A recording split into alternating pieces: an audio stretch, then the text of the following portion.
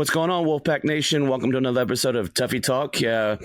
We got someone here to help us preview the College World Series. You may not recognize his face, but you definitely would recognize his voice. He is the one and only Andrew Sanders, the voice of Pac-9 baseball. How you doing, buddy? Hey, man. Thanks for having me. Yeah, man. Thanks for jumping on with us. I want to get right into it. I see that you're already in Omaha. Give me quick vibes. Yeah, vibes are great in Omaha for those of you that haven't been able to come. I said this on the air the other day. Like, if you're on the fence about it, definitely, get out here. It is, to me, it's bucket list for anybody that is a college baseball fan. And, you get a chance to see your team. So my question is, I'm out here already. Greg, when are you getting out here? I'm hoping to be out there tomorrow night. I got my flight booked. Yeah, man. I'm not going to miss it. I was out there in 21 and we just have unfinished business to do. So I'm hoping that we get it done this time, and I feel good about it. Were you out there at practice today? Yeah, I went out there. They had an open practice, and it's a lot of fun. A lot of media members, a lot of kids by the dugout. Hey, can you sign the ball? Can I have your batting gloves? It's just a really cool experience, and out there seeing the players kind of soak it all in, and all of them are saying, "Man, this is even cooler than I could have imagined." Yeah, it is an experience, to say the least. I saw some pictures out there where the team was out there with Kentucky at the same time. Did you kind of get a look at them while you were hanging out? Just a little bit. I went up to where the radio booths are first, and then I kind of came down and got to be in the dugout a little bit just as Kentucky was wrapping up. So, yeah, I saw them a little bit. Funny story, actually. The voice of Kentucky women's basketball radio also does their baseball. And we played them in women's basketball in the U.S. Virgin Islands over Thanksgiving. So I had said to him, hey, great to meet you. And, I knew we weren't on the baseball schedule. I was like, maybe we'll see each other in a regional. And he's like, oh, that'd be great. And I said, no, you know what? If we're going to say meet in the postseason, let's just do it in Omaha. And so I actually ran into him up when I was putting my stuff in the radio booth. And we kind of laughed about that. And that's so cool. It's going to be cool matching up with Kentucky. Yeah, you kind of just spoke it into existence, and that's pretty much how my philosophy is with things. Yeah. How much scouting have you done of Kentucky to this point? Like, other than probably just try to remember some names and you get any kind of good numbers that kind of jump out at you just doing early scouting? Yeah, so every time I get on the plane, that's when I kind of do quite a bit of work. So I will tell you, I'm not 100% ready on Kentucky yet, but that's okay. It's not Saturday yet. But no, I've done a fair amount on Kentucky. This is a really, really solid team. And part of that was, I was talking to the Georgia guys last weekend after the Pac-9 were able to wrap up that Game 3 win. And they were saying, man, that Kentucky team, they are just really well balanced. It's not like there's no like Carlos Rodon type like ace on that staff, but all three starting pitchers are really solid. The bullpen is very good as well. And it's kind of a very different team than Georgia. This is a team that plays small ball. They steal a ton of bases. And I mean, you can't pitch it any better than they did against Oregon State. They set a record. I mean, they only allowed 3 hits over the 2 games. So that's pretty terrifying. And obviously, if you get to Omaha, you're one of the best teams in the country. So everybody you play here is going to be really good. And Kentucky's certainly, they're the SEC regular season champs. I mean, this is a very, very good ball club. Yeah, it's a team that hung around number 1 a little bit for part of the season, and they, top 10 pretty much the whole season. And you kind of mentioned their balanced lineup. I mean, their best home run hitter is Ryan Nicholson, and he's only got 21. And so, much different, like you said, than, Condon facing him last weekend. I mean, I think if I'm not mistaken, you had to get to like 6 or 7 in the lineup before you got like someone that didn't have double-digit home runs. And this team is a little bit different. They only have 2 guys double-digit home runs, but they play well. You got 3 guys almost with 20 stolen bases. So that's gonna be a matchup. So you want to limit the foot traffic on the bases, but kind of I don't know. I'm excited about it. Kind of give me a key for NC State against Kentucky here. Like, what do you see that we got to do to get this ball game? Yeah, I mean, for the most part, Coach Avon was asked kind of about defending Kentucky's run game and everything, and I thought he gave a great answer in the press conference today. He said, "Look, if you have to get ready to face Kentucky now," he was like, "it's too late. You get ready. Mm-hmm. This is what we do in the fall and the spring and et cetera." So, but I'll give you a key is that, you look at Kentucky and they're going to most likely play small ball. And by the way, the wind was blowing out today in practice, but typically the scout is it kind of swirls at this ballpark. Mm-hmm. It's not as hard to hit home runs as it was back in 2013 when the bats weren't the same. And Right. The seams hadn't been lowered yet, but it is still a ballpark that I think kind of lends itself more to kind of manufacturing runs than it does just, hitting, 10 home runs like NC State did over the last weekend. And so this is a Kentucky team that it kind of fits their style. So I would say, yeah, like you said, limiting free bases, of course, right? Because sometimes that walk turns into a double. But the other key is, and NC State has, a Buster Posey Award finalist. I think that he should win the award, and Jacob Cozart, he'll be a big key. And half of that is the pitcher's responsibility too, right? Is holding runners and making sure they don't get a great jump. But you have to feel good. Not many teams have a catcher like Cozart, and so he should be a big key trying to face a Kentucky team that if they can take bases, they will. Yeah. Excuse me. Yeah, they had. You mentioned a few minutes ago that they limited Oregon State, a really good hitting Oregon State team, by the way, to 3 hits in a 2-game series because they won 2-0.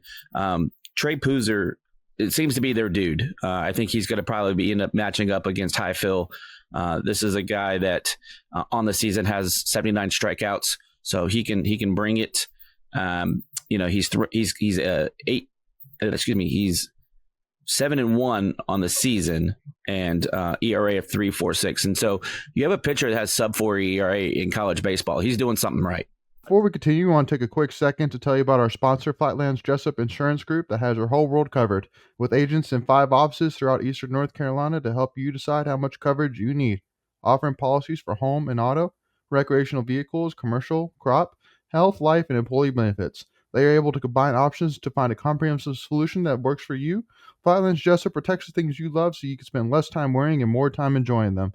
Find them on Facebook and Instagram at Flatlands Jessup. You can also visit their webpage at www.flatlandsjessup.com. So please make sure to go and check them out.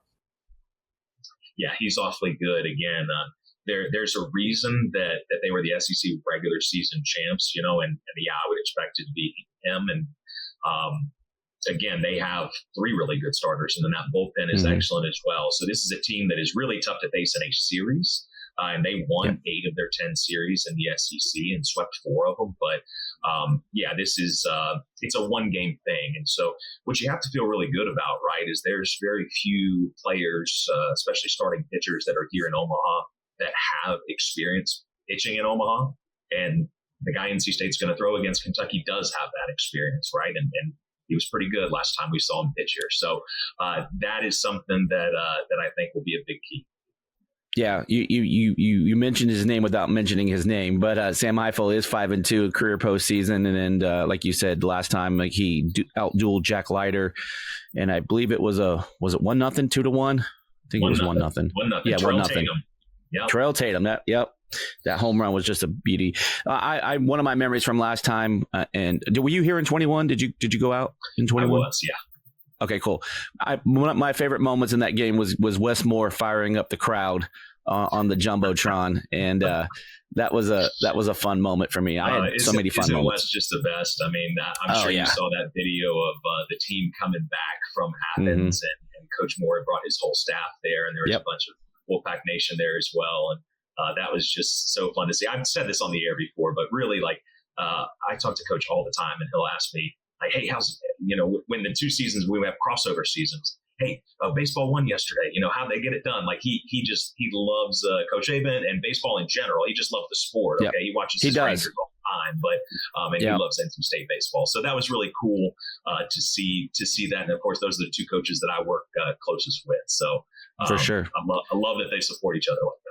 Yeah, I know, real quick. I know on his recruiting trip for Lacey Steele, he was at a Rangers game one night and a Cowboys game or something like that. So he definitely loves his baseball. But getting back to this game, give me somebody that you think, whether it's someone that's been, hot lately, like a Eli Serrano, maybe someone down in the lower end of the lineup that you see. Give me somebody that if he hits, we have a really good chance. Yeah, I think for me, kind of the cool thing about this team is it could be anybody given any given night, right? So let me say that first. To me, I think that we have seen, Alex Sosa really emerge in the last month. And obviously he had a huge home run in game 3, and he had 2 other hits in that game. And I think when he is hitting, then this team is just that much better because it's not just another bat; it's another power bat. But again, you saw the production up and down the lineup, and it could be Serrano, who was probably a player of the game in Game 3, or Pennington and Makarevich and Cozart, of course, and in Game 1, right?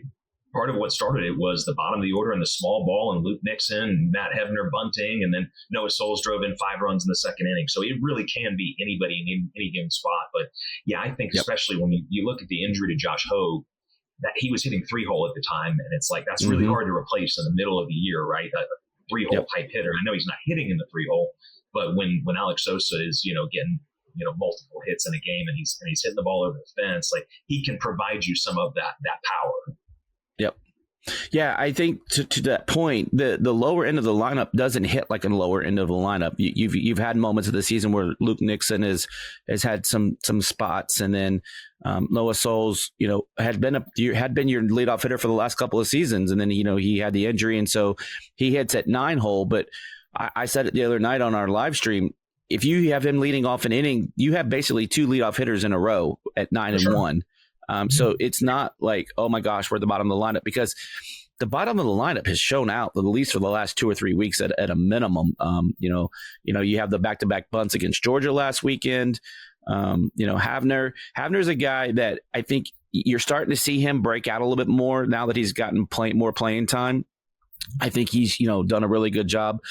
And then we talk about the keeping the foot traffic off the bases, limiting the walks. The other thing is we didn't have one error last week against Georgia. And I think if you have another performance like that, you saw Havner's been really solid at second.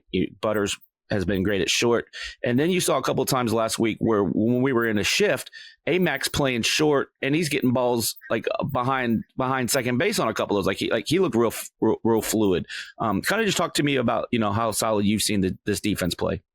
Yeah, I mean, you said it, right? No errors in a super regional. That's huge. Big. And obviously, Georgia was a team that's really built to hit the ball over the fence and get their best batters in. And they did make some mistakes defensively. And, NC State at times was able to make them pay for that. So, yeah, if you can limit those mistakes in postseason ball, because we know, sometimes all it takes is one mistake to kind of open the door, right? And not just not making mistakes. So that's the number one key, right, is limit those errors.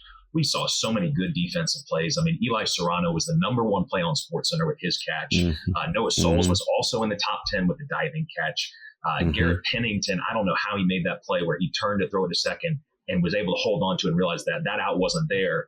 And then he found Derek Smith, who somehow blindly that's that practice that coach was talking about in the fall and in the spring, that in the preseason, that's where that work goes in. These guys are always working on it. And D-Rock, as they call him, I mean, he found the bag and he got that out. And so it's not just sometimes not making mistakes, but making plays, right? Amac made a really good play, like you're talking about in the shift, where you're going, that's not the shortstop, but when you get those outs, the game goes a little easier for you. All of a sudden, you don't get one of those outs, and weird things can happen when you have to get an extra out in the inning. So I think that has been just absolutely massive for this team, their defense, and obviously getting quality starting pitching.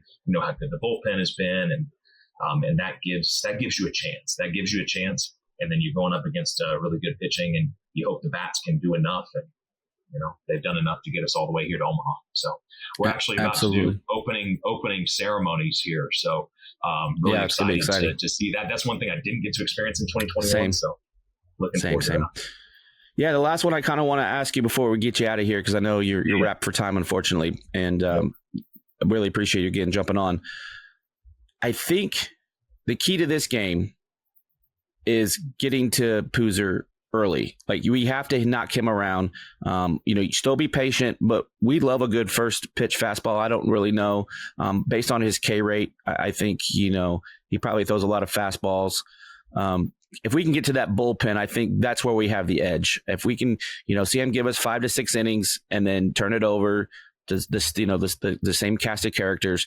But I think if we get to Kentucky's bullpen, I think that's where we're going to hold the edge. Give me your thoughts there.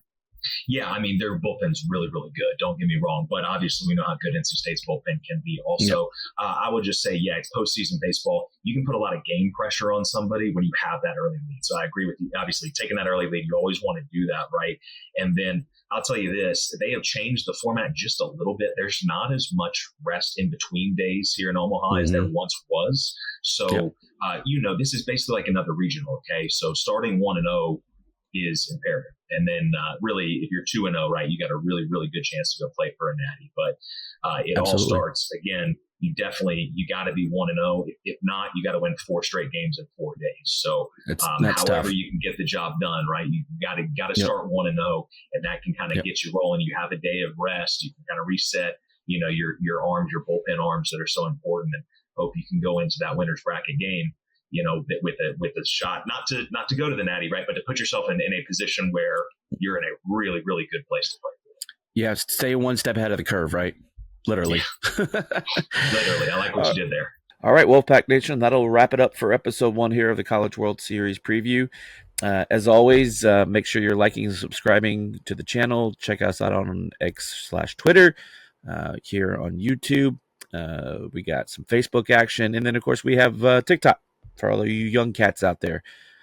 So we'll catch you on part 2, and we'll break down some more of the College World Series. And as always, go Pack.